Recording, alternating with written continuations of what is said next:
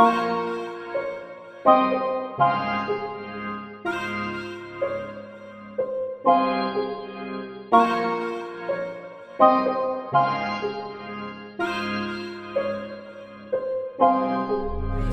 up, y'all? Y'all back with The Hole. I'm Miles Patton and this is JJ Lewis. And as we told y'all last week, we would feature guests on our show.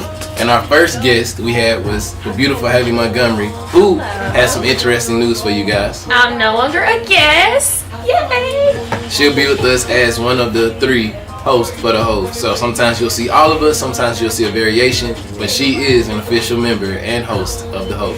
So we're happy to have her. But today we're going to talk about relationships. A lot of y'all were excited about that conversation that was about to start.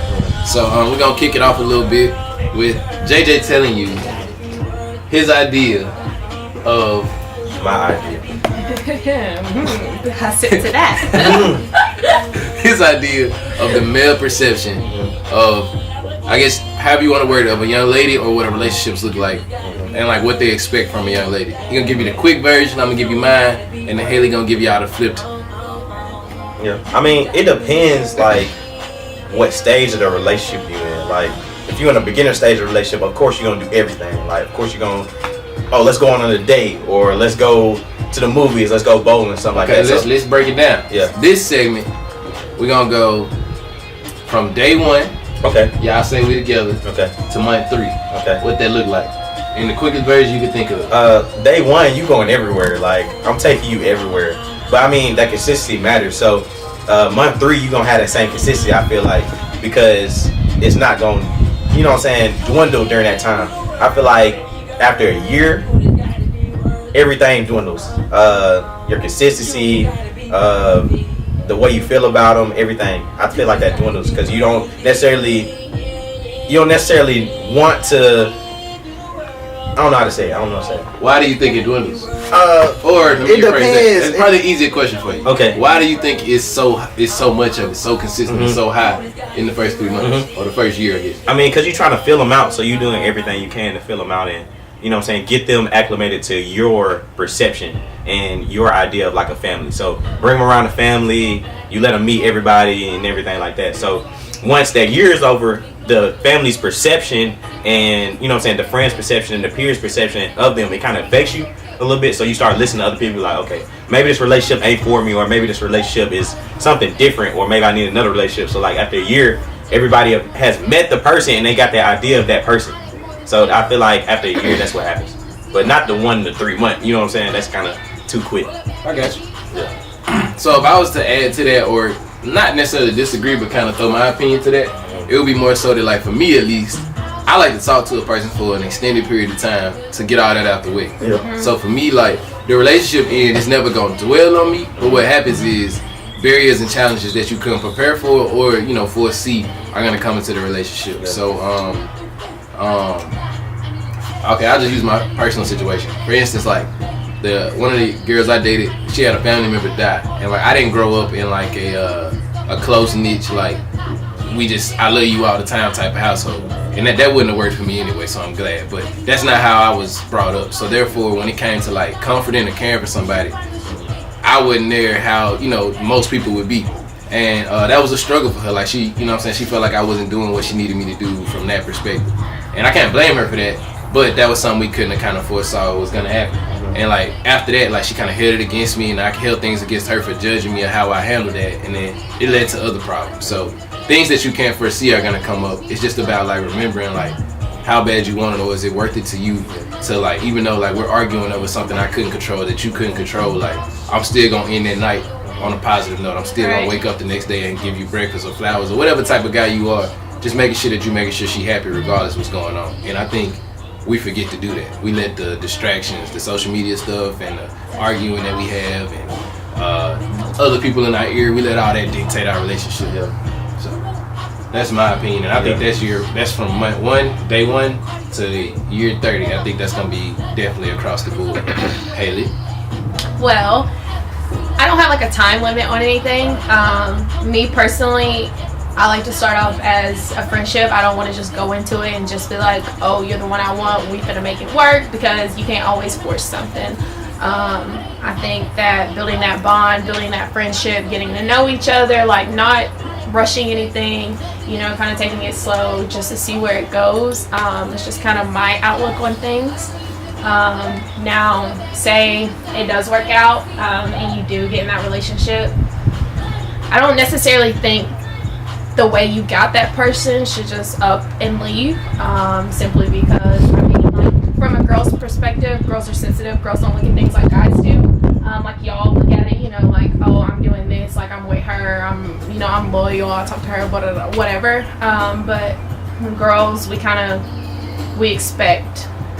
I know that's bad to say, but we do expect as females. So just being a female, being sensitive, we always want that, you know, that reassurance to know that this is that. I mean, I kind of want to go on a relationship talk as far as listening to others and listening to, like, your parents and listening to peers and stuff like that. Because I feel like parents.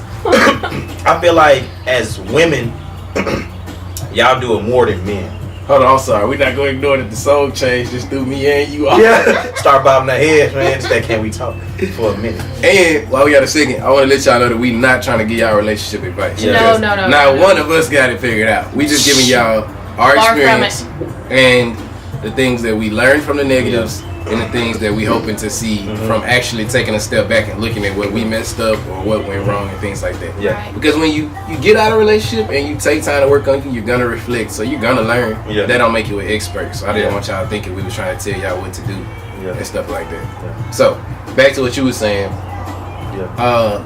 I think it's a good question and a good segue by saying that where do you draw that line from advice to overstepping? Like, as your parent, as your best friend, as your sister, whoever, where do you take it from advice to overstepping, but also where do you take it from, like... I mean, because we done had that conversation of, me personally, it's like, I don't want to ask anybody for advice because I want to have my own experiences and, like, have my relationship based off those experiences. Like, I shouldn't have to go to somebody else and be like, this happened, what should I do? I should already know based off of experience what I should do, how I should handle the situation. So, like, I feel like as men we do that a lot, but like as women, you want to go to your mom and be like, you know, what should I do, mom, or anything like that. So that's kind of different. And with you saying that, based off experience, so much of me running to my mom and running to my friends, like, I've learned coming out of a relationship, that's not always the answer. Like, just like if I would have had the mindset I have now back then, I would have figured it out on my own. Like, I would have went through it on my own. I would have sat down and figured out Haley, what do you think? Like, what's the best outcome for you? Simply because running to your friends, running to your mom, your peers, anybody, like, they're going to give you the advice that worked for them and help them through that situation. Not everybody's the same. So that don't always work. It can actually make things worse, because I know being in a relationship, your mom's always going to be on your side.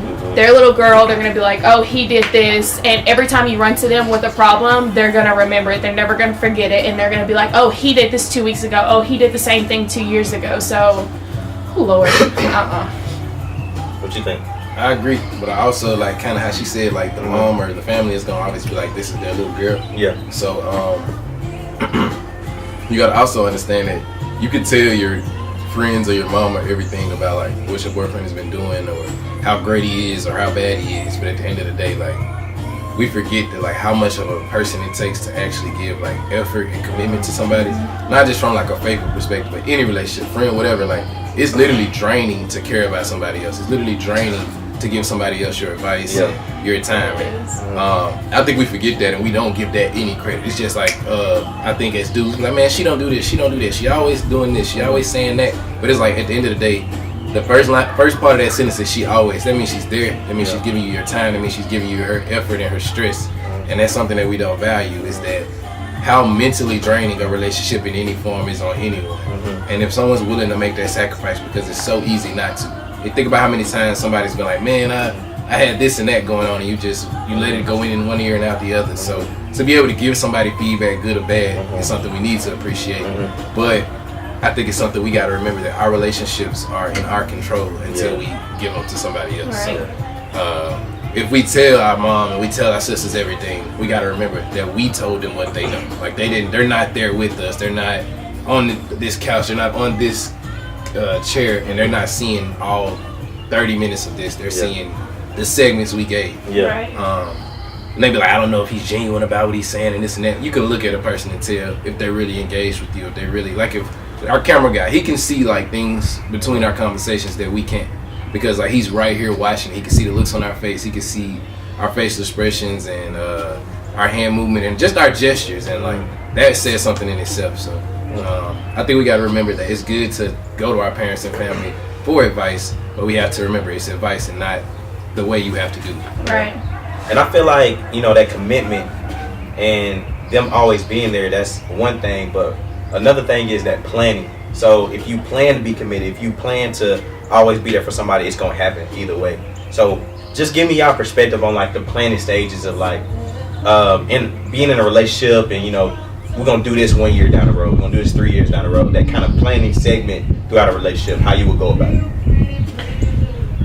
That's a good topic because me personally, I'm not a planner. That's just how I am, because I notice throughout the years me trying to plan, my plans don't always go out. Yes, it is good to come in with a plan, but I don't want to necessarily be like, let's write it down, sign it, like this is our contract, this is what we're doing, we're sticking to it, because you know, it's life, shit happens. It doesn't always go like as you want it to go. So I don't know, the whole planning thing, it's 50-50 for me. I'm there and I'm where you're going. Yeah.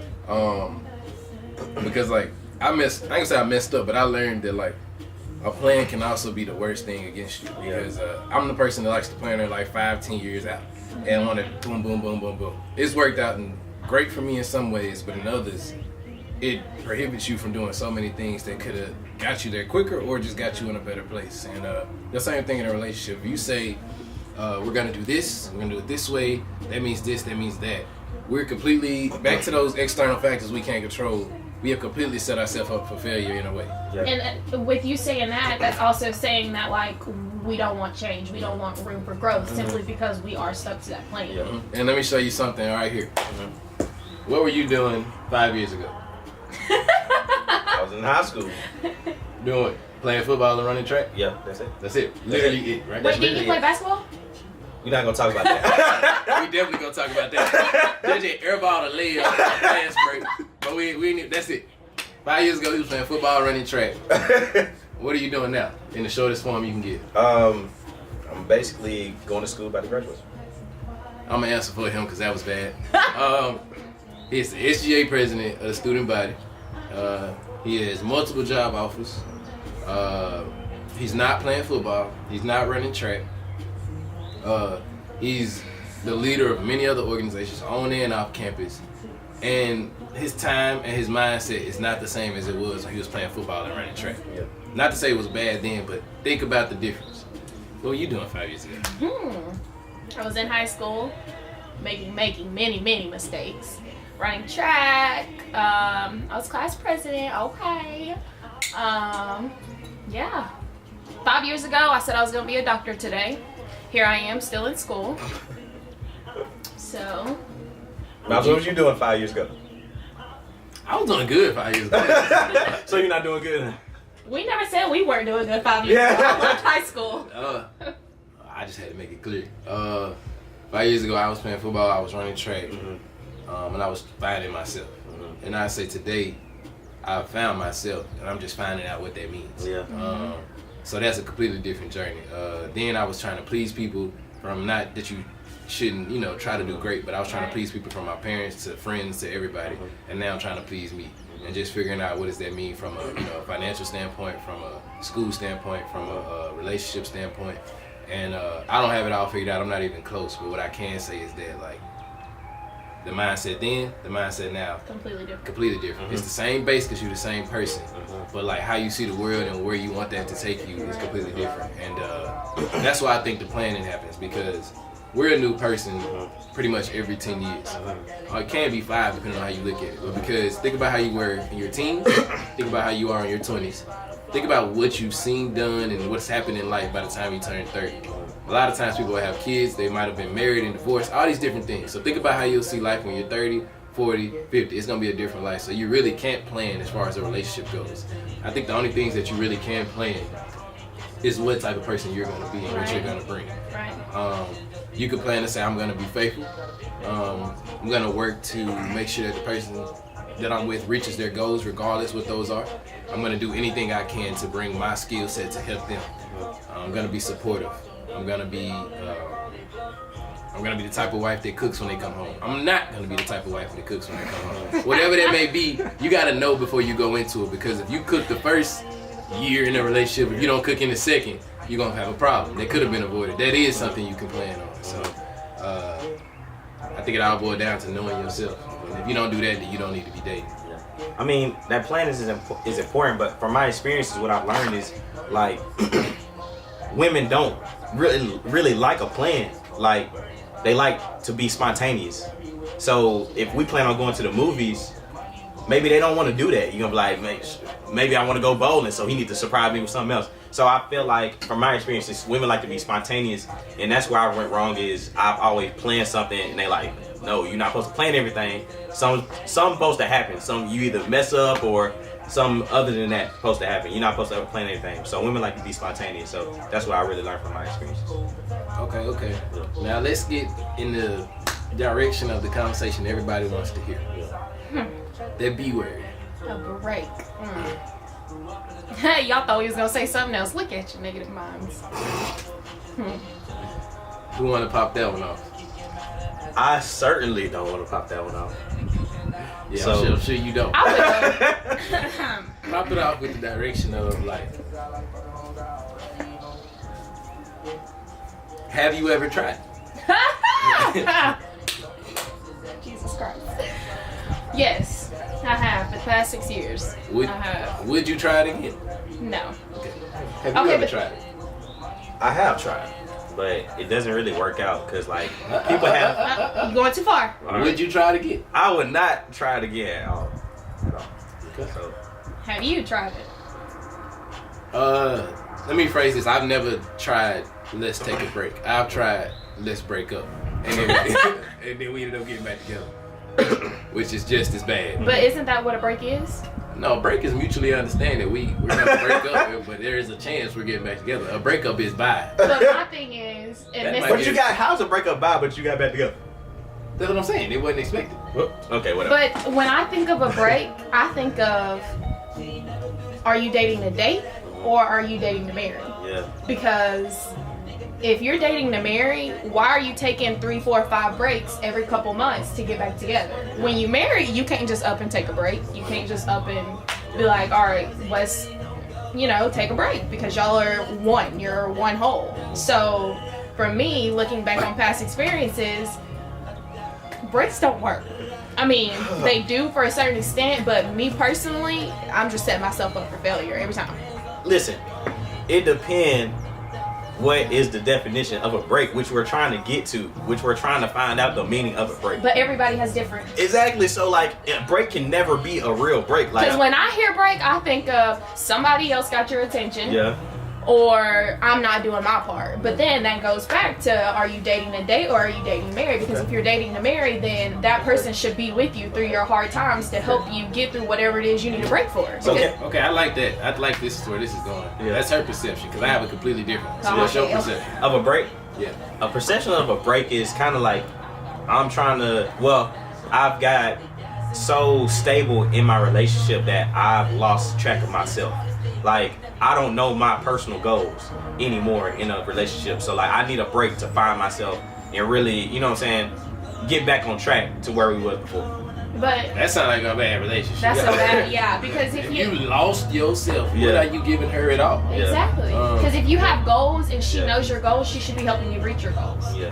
But let's not get too deep. Yeah.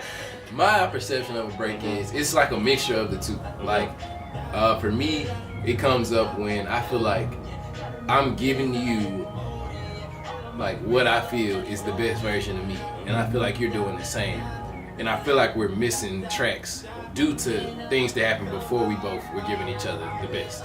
So like, let me give you an example.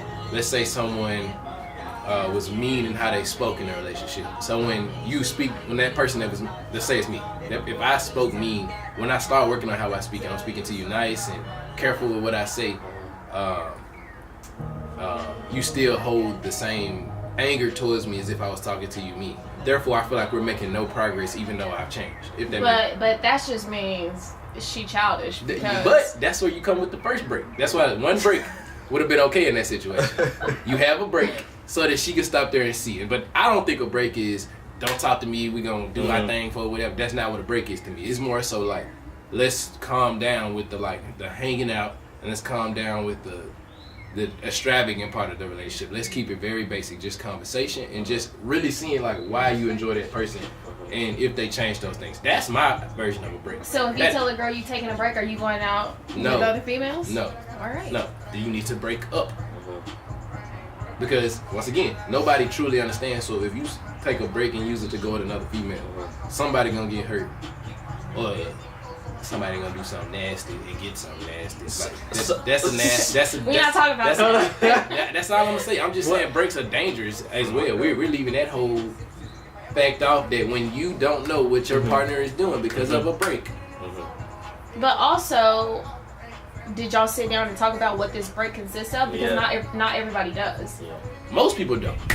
So when I'm gonna be honest, just like all my girlfriends, all the girls I know who've gone through breaks, their spouse, they've gone off and done other things. Hell, even girls themselves, they nasty ass done went off and did shit. I mean, I ain't gonna lie, I done did things not knowing what the break consists of. So I mean, we both in the wrong. It just that's where communication comes in. That's why communication is a key.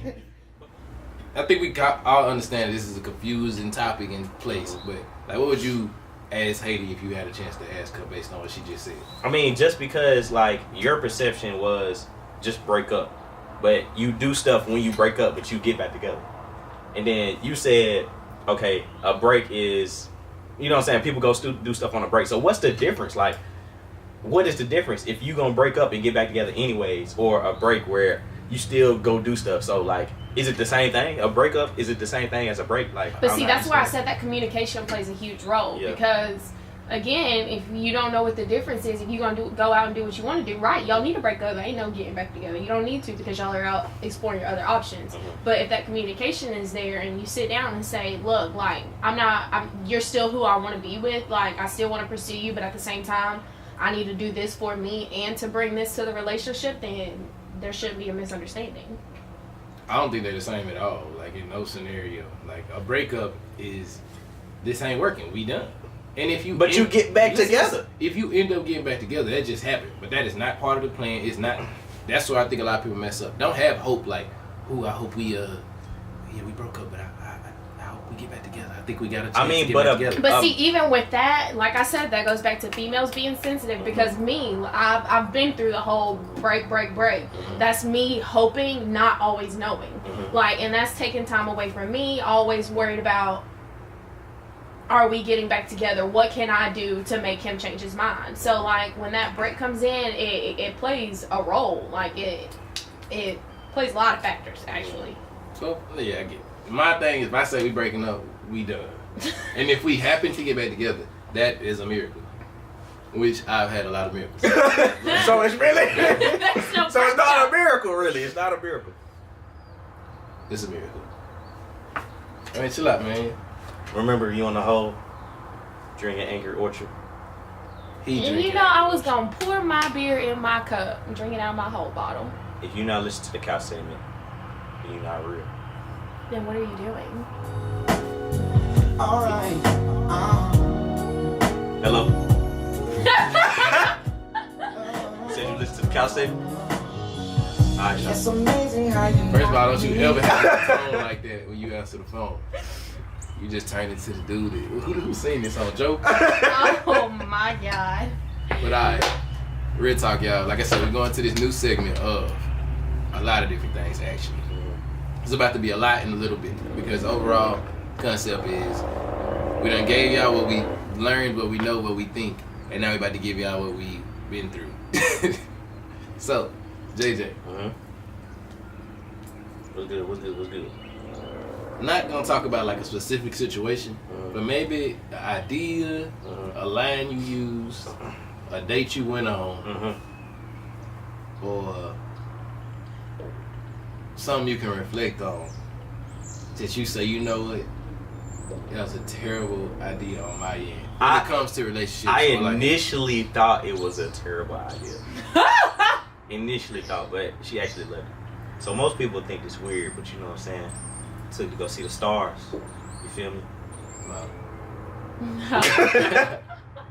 As in the stars, you went somewhere at night. Yeah, I went somewhere at night, took to see the stars, but she loved it because basically she knew all the whatever it was, Big Dipper, yeah, constellations, Big Dipper, Little Dipper, all that kind of stuff. That nigga So- said Big Dipper. Next.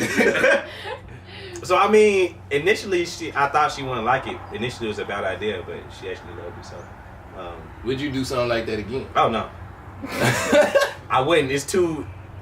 No, it's too much. It's a risk. It's a risk. No, I wouldn't. I wouldn't do it again. Hey, Yeah, because if you take me to see the stars, I'm like, nigga, what am I looking at? have you been on? Have you just anything in that realm? Like whether you've been on one, you took somebody on one, or just the way someone was when they got your number versus how they were 3 weeks later in a terrible form. Do you have any scenario? You know I got some. Well, first of all, ever since I got a new number, you ain't get my new number. Because, let's go back to this number thing. My old number, They gonna call. She was like, hello. you can get put on the block list like that. That whole calling, you ain't text me back, all that shit. That's some bad experiences right I there. need you to wait no FaceTime. And I know she got a new number, man. She gonna see this. All that, texting me. If I leave you on red, don't text me and be like, did you see me call you? Did you see me do this? Just be happy with the red. Yeah. Like at least she read. I mean, the thing come in where you thinking what she think about. You know, forget this. How you feel when you get left on red? In a relationship or like just Period. Period. I hate it. when I get left on red, it's just like Nah, dang, we she- talking real. Like you see it say red, not Mhm. like they didn't reply, but you Mhm. see they left you on red. Oh yeah, because my red's on for a reason. I be like, you don't mess with me. Like I thought we was cool, but I guess we not. But let me take up for myself and a lot of people out there. Sometimes we just forget. Like we can be doing something when we read the message and we think we reply. No, it's not no forget. You don't when it's forget. 10 o'clock at night, it's not forget. I can No. fall asleep. Now when No, your it don't. phone When I time say 30 I over fall 3 hours, you ain't asleep, forget. So- like that, So time out. So you in the bed and you read a message, you just fall asleep right there. it's to happen on everything. You had the passcode or That's what I'm Face ID. saying. You like, oh, okay. Yeah. Strawberries. Your paralysis. No, but seriously, like I could be doing something and I'll read it. Like right now, I'll probably forget to call my sister back. Simply But we because saying I'm just a doing regular. You read it. It's 10 o'clock at night, something. No, y'all never did say it was 10 o'clock. but still, that's kind of the same situation. Like you get left Hey, on you red. ever got left on red? Yeah, And how does that feel? I'd be like, I was like, fuck. I be in my feelings. Well, actually, pause. Throw towel out. It depends on who it is. Mhm. It depends on who it is, because I don't get my feelings for none of y'all. Have But we ever had a consideration when you get left on red, how it make us feel, why we still do it? What about when we leave people on red who ain't trying to like talk to us? Like somebody just genuinely having a regular conversation. that's the thing. We never know. I mean, that's the thing. Like about I leave relationships. my mom on red, so All right then. So I mean, listen but to if we talk. if we talking about relationship perspective and like trying to get into a relationship, why would you leave somebody on red? You know what I'm saying? Like That's trying what I to know- never- you But trying to what know if more you about don't- them. But what if you don't know they're trying to pursue you? I mean, it's kind of obvious if No, somebody's no, trying no, to no, pursue you. no. It's not. obvious when a dude. Now girls be a little confused, but it's obvious when a dude trying to pursue. a No, girl. I'm taking up for my females out there because y'all girls be- niggas be having mixed signals. Y'all be giving mixed signals. How? So we don't always know. So a dude call you. I want you. You're not get gonna you. call no Nah, girl and nah, say I want you. No, What? no, dudes don't give mixed signals. This is what Yeah. happened with dudes. dudes give the same signals. Y'all. I'm trying to take up. Dudes get the same signals if they interested. The only thing what you don't know is what they interested in. So what's your signal? What signals have you given out, JJ? I'm not trying to flip the question. What's your Oh, I spilled it. No, real talk, dude. My signal is honestly time. If I give you my time, that's my signal. But how do we know you're not giving your time to everybody else? Just because you swipe up on somebody don't mean you're not swiping up on somebody else. Am I right? I don't consider that time. I'm talking like intellectualness. Like I'm not finna swipe up with this and that to try to holler at somebody like everybody else. I seen that. But I'm talking like if I take a time, like in the replies I'm giving you or the conversation that we having, like I'm taking it beyond like, hey, what's up? I'm trying to get something to eat, whatever. I'm really talking about sex, the stars, what you want to do with your life. I love those conversations. Not that, hey, what you doing? Yeah, that and then just like really trying to like invest in like the conversation. So like Gary might say, "Oh, I'm having a bad day. Why you having a bad day?" My car got a flat tire, and then like instead of saying, "Oh, dang, that suck," or like, "What you do about that?" Like asking like, "Has anybody ever showed you how to change it?" Just like really having like a real conversation with you, like you actually care. Cause half the time, if I want to holler at you, I do. I mean, my thing is like, if I take you, Don't leave me like that. If I take you to see my family down, it's getting real. Like, that ain't it for me. That ain't But it for wait, me. pause. That right there, I was gonna bring that up earlier when we was talking about beginning to 3 months. Yeah.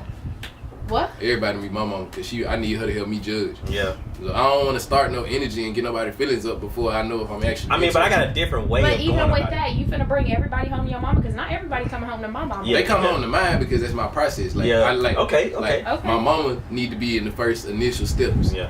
So, like that, and I tell you that it ain't nothing special. But